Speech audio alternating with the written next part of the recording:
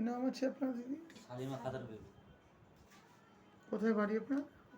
সরবরিয়া মেকুয়া খালি ওখানে। আপনি এখানে এই প্রথম আসলেন? হ্যাঁ, প্রথম এসেছি। আচ্ছা, তো কীভাবে আসলেন এখানে? আমাদের ওখানে সরবরিয়া লোকাল ডাক্তার দেখিয়েছিলাম, হুম। চশমা টশমা দিয়েছিল, আরও চোখটা যেন ভালো দেখা যাচ্ছিল না।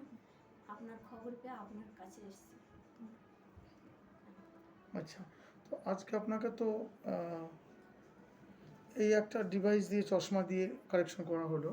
চশমাটা হুম। দিয়ে আমি খুব ভালো দেখতে পাচ্ছি, দেখ। দূরের এলাকা কাছে ভালো পরিষ্কার দেখা যাচ্ছে। আচ্ছা, এই যে চশমা দিয়ে দেখছেন, এটা দিয়ে আপনি ভালো দেখতে পাচ্ছেন, তাই তো? হ্যাঁ, ভালো দেখতে এটা দিয়ে আপনার চলাফেরা, কাজ করা সব কিছু করে নিতে পারবেন। হুম। আচ্ছা, আপনি ছোট লেখা, বই পড়া, কোরআন শরীফ, নখ কাটা, এগুলো আপনি আপনার যে চশমা দিয়ে ট্রায়াল দিয়েছেন ডাক্তারবাবু, তাতে আপনি মোটামুটি স্যাটিসফাই, সন্তুষ্ট, খুশি, তাই তো? হ্যাঁ, খুশি। আচ্ছা, আপনার নামটা কি স্যার? মোহাম্মদ আনোয়ারুল মোল্লা। আচ্ছা, কে হয় উনি? আমার স্ত্রী। আচ্ছা, উনি আপনার তো এতদিনে দেখতে চোখের নিয়ে অনেক বছর ধরেই ভুগছেন হ্যাঁ, ভুগছেন। শুনলাম। তো আজকে তো উনি দেখতে পাচ্ছেন, তো আপনি আমি বহুত খুশি। খুশি? Very good.